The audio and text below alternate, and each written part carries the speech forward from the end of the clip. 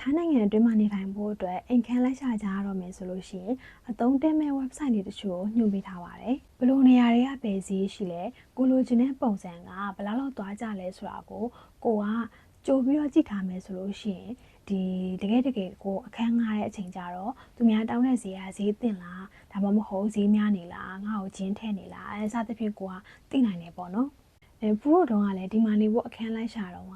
ဘယ်ပွဲစားလဲမှမအပ်ဘူးပေါ့နော်ကိုယ်တိုင်လိုက်ရှာပြီးတော့ကိုယ်တိုင်ငှားနိုင်ခဲ့တာမို့လို့အဲ့တုန်းကဘလို့ရှာလဲဆိုတဲ့အတွေ့အကြုံနဲ့အတူအသုံးပြုခဲ့တဲ့ website လေးတချို့ကိုဒီနေရာလေးမှာပြပြပါမယ်။ထိုင်းနိုင်ငံမှာနာမည်ကြီးပြီးတော့ရေပန်းစားတဲ့ website 5 ခုကတော့ဒီဟာလေးတွေပါ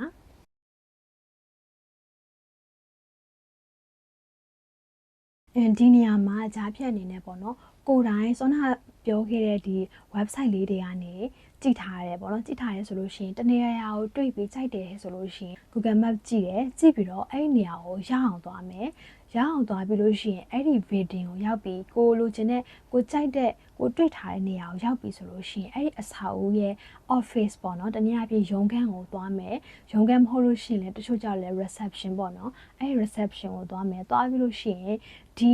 နေရာမှာဒီ time မှာပေါ့နော်ဒီကွန်ဒိုမှာဖြစ်ဖြစ်ငှားမဲ့အခန်းတန်သေးလားဆိုတာကိုဘလို့မေးလို့ရတယ်ဆိုလို့ရှိရင်သူတို့ရဲ့ reception ကဒီဝန်ထမ်း staff ကဒီပေါ့နော်တကယ်လို့ငှားမဲ့အခန်းရှိရဲဆိုလို့ရှိရင်တချို့ကြတော့လဲတော့ယူပြီးတော့ချက်ချင်းလိုက်ပြပေးတယ်ငါတို့စီမှာဒါရိုက်တာလည်းငှားမယ်ဆိုပြီးလိုက်ပြပေးတယ်တချို့ကြတော့လဲဒီကြော်ညာတင်ပုံးမှာကတ်ထားတာရှိမရှိကြည့်ဖို့ညှိုးနေပေါ့နော်ဆိုတော့အဲ့ဒီ breeding ရဲ့ဒီ notice board မှာ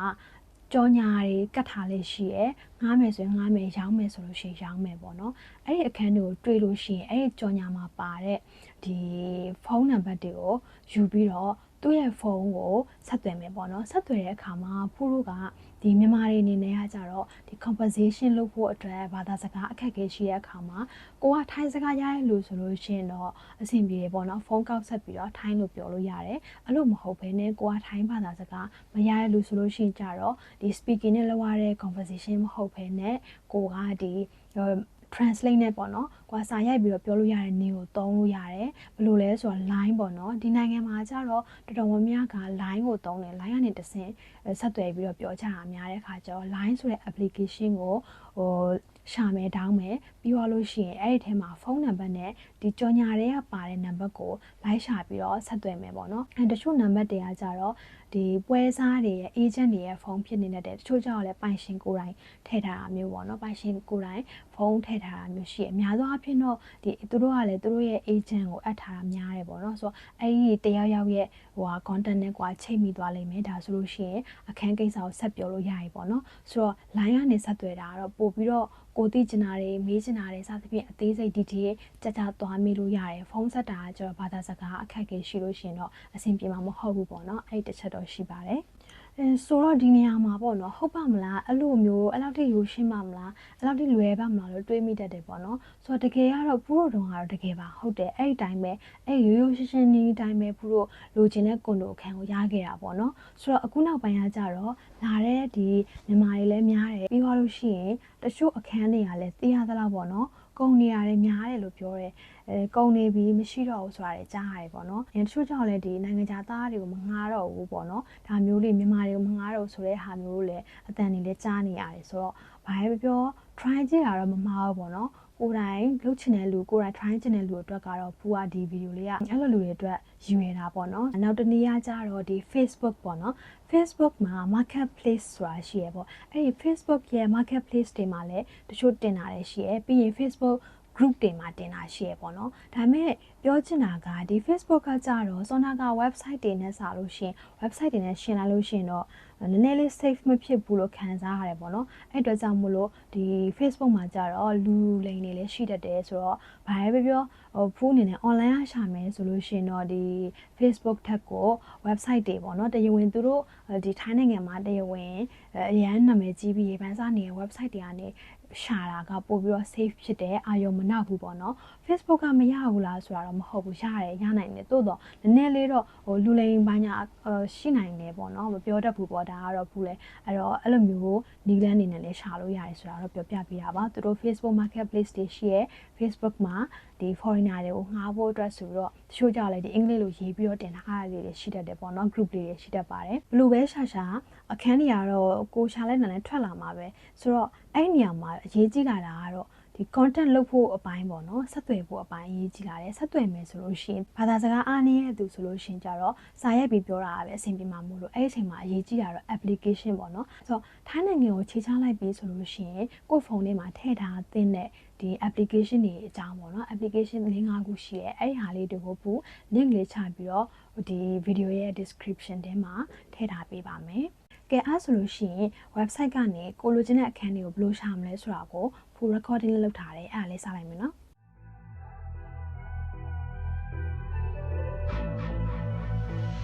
I've been giving you the worst. Now you wanna stay the night. Pretty how you work hard for me. While forgetting how to talk. Nah, I don't like no humble beats. Just go and slice it up. Now it's time to marinate. And right after we're done. ပထမဆုံးအနေနဲ့ area ကိုအရင်ဆုံးသတ်မှတ်ရမယ်ပေါ့နော်ကိုကဒီထိုင်းနိုင်ငံအတွင်းဘယ်နေရာမှာနေမလဲဆိုတာကိုအရင်ဆုံးရွေးမယ်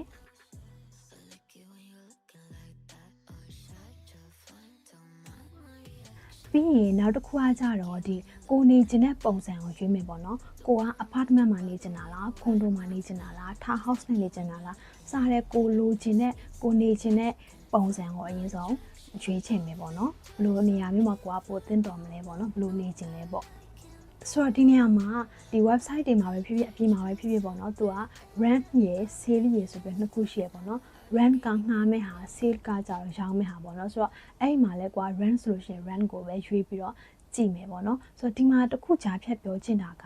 တချို့အခန်းတွေဆိုလို့ရှိရင်ပေါ့နော် sale လို့တင်ထားရပေါ့နော် sale ပေါ့ဒါရောင်းမယ်လို့တင်ထားရသို့တော့ဒီသူတို့ရဲ့အခန်းရောင်းမထွက်ခင်မှာပေါ့နော်တရားရောက်ကိုကဘယ်လိုပြောမလဲငှားပေးလိုက်တာမျိုးပေါ့နော်ကိုငှားပေးလိုက်တာမျိုးလည်းဖြစ်ကောင်းဖြစ်နိုင်ပါတယ်ဒါမဲ့ဒါကတော့ဖြစ်ခဲတယ်ပေါ့နော်80-20လို့ပြောလို့ရတယ်80-20လို့ပြောလို့ရတယ်ဒီငှားမဲ့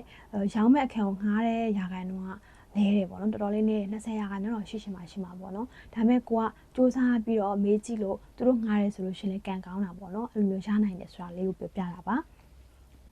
ဆိုတော့ပြီးရင်နောက်တစ်ချက်ကကိုနေဖို့အတွက် budget ပေါ့နော်ဘယ်လောက်သုံးပါလဲဘယ်လောက်ဥပမာဒီမှာကြတော့အကြမ်းပြင်းဆိုလို့ရှိရင်9500လောက်ကစားတယ်ပေါ့နည်းနည်းလေးဒီကြောခင်းရုံလောက်အဆင်ပြေတဲ့အခန်း furniture လေးနည်းနည်းပါမယ်ဆိုလို့ရှိရင်တော့ဒီ9500လောက်ကတော့စားမယ်9500ရှိမယ်နောက်9500တကယ်တမ်း apartment ကိုပြောချင်တာတော့အဲ့လောက်ဆိုလို့ရှိရင်တော့ apartment ပဲရလိမ့်မယ်ဆိုတော့ condo ဆိုလို့ရှိရင်တော့1000ကျော်မယ်ပေါ့နော်1000အထက်မှာရှိပါတယ်ဆိုတော့ဖူးတုံကတော့လူကငှားမဲ့ demand ကတိတ်မရှိတော့အဲ့တုန်းက1000လောက်ဆိုလို့ရှိရင်ရနေပြီဒါပေမဲ့အခုကျတော့ကိုနည်းနည်းလေးပေါ့နော် standard နည်းနည်းလေးရှိတဲ့အခန်းဆိုလို့ရှိရင်တော့13000အဲ့လိုမျိုးဖြစ်နေပြီပေါ့နော်13000 15000 1000နဲ့ရလို့ရှိရင်တော့တော်တော်လေးကန်ကောင်းတယ်လို့ပြောလို့ရမှာပေါ့နော်နောက်အရေးကြီးတဲ့တစ်ချက်ကကြတော့ကိုကဒီ public transportation နဲ့နေတဲ့နေရာကိုလိုချင်တာလားပေါ့နော်ဆိုတော့အဲ့ဟာကြတော့ငှားမဲ့လူရဲ့ needs ပေါ့နော်လိုအပ်ချက်ပေါ်မှာပဲမူတည်မယ်လို့ထင်ပါတယ်ကိုကအမြဲတမ်းပေါ့နော်အလုပ်ကိုအလုပ်သွားလုပ်ပြန်public transportation သုံးဖို့လိုရဲလို့ဆိုလို့ရှင်တော့ BTS ဒီဘူတာတွေနဲ့နေတဲ့နေရာတွေမှာရွေးလို့ရတယ် bus ကားမှတ်တိုင်နဲ့နေတဲ့နေရာတွေဆိုပို့အဆင်ပြေနိုင်နေပေါ့နော်အဲ့လိုမဟုတ်ဘဲနဲ့ကိုကအိမ်မှာပဲနေပြီးတော့ remote လုပ်ရမှာလားကိုကအိမ်မှာပဲနေပြီးတော့ဒီအိမ်ကနေပဲကွန်ပျူတာတစ်လုံးနဲ့ထိုင်ပြီးတော့လုပ်ရမယ့်သူလားစသဖြင့်ပေါ့နော်အဲ့လိုလူရဲ့လိုအပ်ချက်တွေပေါ်မူတည်ပြီးတော့ဒီ public transportation လိုမလိုဆိုတာကိုရွေးချယ်လို့ရတယ်ပေါ့နော်ဆိုတော့တေချာတာကတော့ဘူတာနဲ့နီးရဲဘတ်ကားမှတ်တိုင်နဲ့နီးရဲတွားရေးလာရဲ့အဆင်ပြေဆိုလို့ရှိရင်တော့တေချာပေါက်ဈေးများမှာပဲပေါ့နော်တေချာပေါက်ဈေးကြီးမှာပဲဆိုတော့အဲ့ဒါကတော့ကိုယ့်ရဲ့လိုအပ်ချက်ပေါ်မူတည်ပြီးတော့ရွေးချယ်ရမှာပေါ့နော်ဆိုတော့အဲ့ transportation ကောင်းတဲ့အလွယ်တဲ့အဆင်ပြေတဲ့နေရာတွေနဲ့ဝေးတယ်နည်းနည်းလေးခက်လန့်လန့်ဆိုလို့ရှိရင်ကြတော့ဈေးတက်တာပြီးတော့ကောင်းမရလေးရှိရဲဘူတာနဲ့နေတာကတော့ဘတ်ကားနဲ့နေတာတို့ကြတော့ဘယ်လိုပြောမလဲဈေးကလည်းနည်းနည်းမြင့်နေတတ်တယ်လို့လူလည်းထူထပ်တယ်ပေါ့နော် crowded ဖြစ်တယ်လို့ပြောချင်တာဆိုတော့အဲ့လိုမျိုးတော့ရှိရဲပေါ့ ဆိုတော့ဒီနေရာမှာပေါ့နော် contract ကအနည်းဆုံးဘယ်လောက်ချုပ်ရတာလဲဆိုတာရှိရပေါ့နော်အဲ့ဒါတွေအမေးများရဲဆိုတော့အဲ့ဒီဟာကျတော့ဒီမှာကအနည်းဆုံးတစ်နှစ်ပေါ့နော်ကွန်ဒိုတွေဆိုလို့ရှိရင်အနည်းဆုံး contract က1 year ပဲဆိုတော့6လ3လငှားတာမရှိဘူးပေါ့နော်အဲ့ဒါကျတော့ဒီမြန်မာအချင်းချင်းကိုယ့်အကိုဘယ်လိုပြောမလဲကိုကတခန်းငှားထားလိုက်တယ်ပြီးရင်သူများကပြန်ငှားတယ်တစ်ဆင့်နေမှာပဲရတာပေါ့နော်တစ်ဆင့်နေမှာပဲရတတ်တယ်တကယ်ကိုကထိုင်း local တွေစီကနေပြီးတော့ဒါရိုက်ငှားတာမျိုးတွေမှာကျတော့1 year contract ပေါ့နော်အဲ့လိုမျိုးကနေစတယ်ဆိုတော့အဲ့မှာမြန်မာတွေအနေနဲ့တချို့ထင်နေကြတာကကျတော့ဟာတစ်နှစ်စာဆိုလို့ရှိရင်အများကြီးပဲလုံးခနဲ့ကိုကပေးရမယ်လို့ထင်တယ်မြန်မာနိုင်ငံမှာကျတော့အဲ့လိုပဲပေးရတာဆိုတော့လေဆိုတော့အဲ့လိုမျိုး contract ချုပ်ပြီးဆိုတာနဲ့တစ်နှစ်စာလောက်ဝုန်းခနဲ့လုံးခနဲ့အဲ့လိုပေးရမယ်လို့ထင်တတ်ကြရပေါ့နော်ဒီမှာကျတော့တစ်လချင်းပဲတစ်လချင်းပဲကြိုပြီးတော့ပေးရတာပေါ့အဲ့မှာမှ deposit ဆိုတာရှိမယ် deposit ကကြတော့တယောက်မတူဘူးပေါ့နော်တချို့ကျတော့လည်းတစ်လစာကြိုပေးရတာပဲရှိရဲတချို့အင်ရှင်တွေကကြတော့လည်း2လစာတောင်းတယ်ပေါ့နော်ဆိုတော့ deposit ပေးရတာကတော့တစ်လသို့မဟုတ်2လရှိမယ်ပေါ့နော်ပြီးသွားလို့ရှိရင်တော့ကိုကနေမဲ့လအတွက်ကိုကြိုပြီးတော့တစ်လချင်းပေးလိုက်လို့ရှိရင်ရပြီပေါ့ဆိုတော့အများကြီးလုံးကနေမကုန်ဘူးပေါ့နော်အဲ့ဒါတစ်ချက်တော့ကောင်းပါတယ်ထိုင်းမှာအခန်းရှာတာကြတော့လေအရန်လွယ်ပါတယ်အရန် system ကြသူတို့စီစဉ်ထားပေးတာဖြစ်တဲ့အတွက်ကြောင့်အရန်လွယ်ပေါ့နော်ဆိုတော့ဖြစ်နိုင်လို့ရှိရင်တော့ကိုကမငှားခင်မှာပေါ့နော်မငှားခင်မှာကိုလေးတစ်ချက် try ကြည့်ချင်တယ်ဆိုတော့အဲ့လိုတွေကို try စီချင်ပါတယ်ဒီပွဲစားဒီ agent ပေါ့နော်ထားပြီးတော့ agent ကနေတစ်ဆင့်ငှားမှရမယ်ဆိုလို့ရှိရင်ကြောက်လဲတစ်မျိုးပေါ့နော်ဒါပေမဲ့လောလောဆယ်ကို try ကြည့်ထားတဲ့အခါကျတော့အနေထားတစ်ခုပေါ့ဥမာဈေးနှုန်းတော်လကနေရာတော်လကတခုကကြိုပြီးတော့သိထားတော့အဆင်ပြေပို့ပြီးတော့အဆင်ပြေလို့ထင်တယ်ပေါ့နော်ဖူးတော်ဆိုလို့ရှိရင်ကိုယ်တိုင်ကအဲ့လိုမျိုးတလန်းဝင်တလန်းထွက်လိုက်ရှာဘူးရပေါ့နော်ဘာလို့လဲဆိုတော့ကိုလိုချင်တဲ့နေရာကိုရဖို့အတွက်ကိုပေါ့နော်သွားကြည့်တာပေါ့နော်ရအောင်ကိုသွားကြည့်တာဒီနေရာတကယ်ပတ်ဝန်းကျင်အပြင်မှာဘလို့ရှိလဲငါတို့အဆင်ပြေပါမလားဆိုတာမျိုးတကယ်အဲ့ဒီနေရာအထိကိုရအောင်သွားခဲ့ပေါ့နော်သွားပြီးတော့ကြည့်ပြီးတော့အဲ့ office မှာတေချာရှင်းပြနိုင်တဲ့လူရှိပြီဆိုတာနဲ့တော်တော်လေးအဆင်ပြေတာမျိုးကြီးကြုံရတယ်ပေါ့နော်ဆိုတော့ဒီကွန်ဒိုတွေရဲ့ office staff နေနဲ့ဆိုလို့ရှိရင်တော်တော်များအင်္ဂလိပ်စကားရရလူတွေရှိပါတယ်အခုနောက်ပိုင်းရှိရပေါ့နော်ဆိုတော့ရှိရခါကျတော့ဒီ foreigner တွေကိုသူတို့တေချာရှင်းပြနိုင်တယ်မဟုတ်လို့ရှိရင်လည်းသူတို့စာရေးပြီးတော့ဖြစ်ပြောတယ်ပေါ့နော်ဆိုတော့နောက်တစ်ချက်ကကြတော့ဒီ contact ရပြီဆိုတာနဲ့ဒီ line account ပေါ့နော် line account ကိုတေချာလေးတောင်းလိုက်လို့ရှိရင်တော့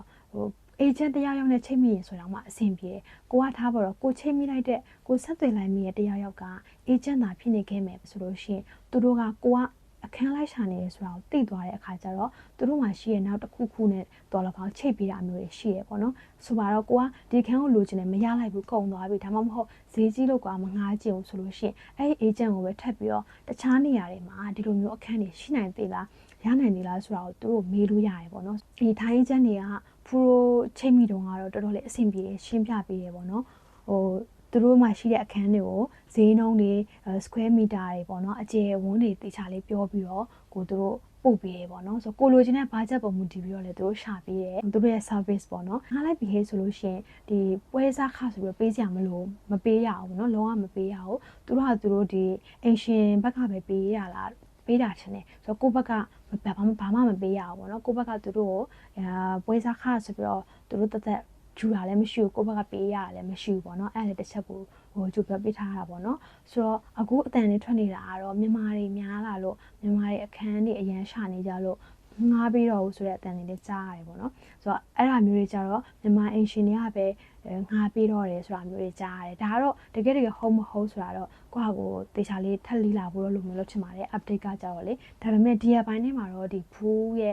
အသီးတငယ်ချင်းတွေလည်းရှိတယ်သူတို့တွေလည်းကိုယ့်ဟာကိုပဲငားပြီးတော့ရသွားကြတဲ့လူတွေလည်းရှိရောလေဆိုတော့ကိုယ်တိုင်ငားချင်တဲ့လူကိုယ်တိုင်လိုက်ပြီးတော့ try ကြည့်တဲ့လူအတွက်ကတော့စောနာပြောခဲ့တဲ့ website လေးရနဲ့တဆင်းရှာတာမျိုး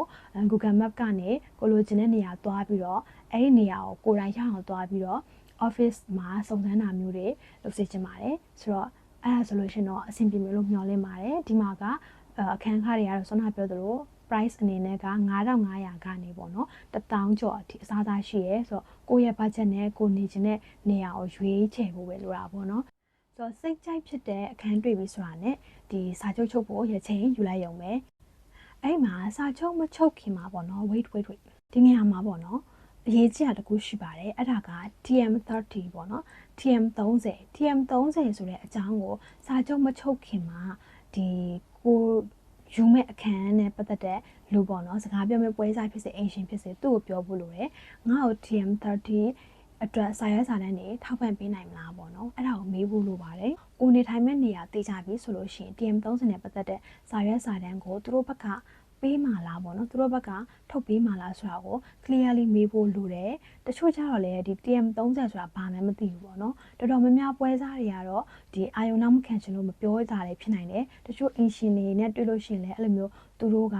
ဒါဟိုပေါ့နော်တေချာမသိလို့မပြောရလည်းဖြစ်နိုင်တယ်ပေါ့နော်ဆိုတော့ဘာပဲပြောဒါကကိုလိုအပ်တဲ့စာရွက်စာတမ်းဖြစ်တဲ့အတွက်ကြောင့်မလို့ကိုဘက်ကမေးဖို့တော့ဟိုတာဝန်ရှိရပေါ့နော်ကိုဘက်ကမေးဖို့လိုအပ်တယ်ကိုကဒီ TM30 ကိုလိုအပ်တဲ့လူဖြစ်တဲ့အတွက်ကြောင့်မလို့ပေးမှာလားဆိုတာကိုမေးရပါမယ် TM30 ကဘာလဲဆိုတာကိုတော့ခုနောက်ထပ်ဗီဒီယိုလေးတစ်ခုမှအသေးစိတ်လေးရှင်းပြပေးခြင်းနဲ့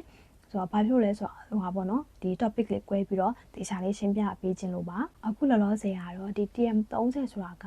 အကြမ်းပြင်းပေါ့နော်အကြမ်းပြင်းမှတ်ရမယ်ဆိုလို့ရှိရင်ဖူးတို့ရဲ့ဒီမြန်မာနိုင်ငံမှာဆိုရင်ဧည့်စရင်တိုင်တဲ့သဘောတရားလို့အကြမ်းပြင်းမှတ်ထားလိုက်လို့ရတယ်ပေါ့နော်ဒီမြန်မာနိုင်ငံမှာဧည့်စရင်တိုင်တဲ့သဘောမျိုးပဲဒီမှာလည်းသူများနိုင်ငံကိုကိုယ်ကချီချလိုက်ပြီးဖြစ်တဲ့အတွက်ကြောင့်မလို့ကိုနေထိုင်တဲ့နေရာကိုအကြောင်းကြားရတဲ့ပုံစံပေါ့နော်အဲ့သဘောတရားပါပဲဆိုတော့အဲ့ TM30 နဲ့ပတ်သက်တဲ့ဗီဒီယိုလေးကိုတော့ခုနောက်တစ်ခုမှပဲဆက်ပြောရမယ်နော်ဒီ topic လေးကတော့ဒီကိုယ်တိုင် try ကြည့်ကျင်တဲ့အခန်းရှာနေတဲ့လူတွေအတွက်ပေါ့နော်အဆင်ပြေကြပါစေ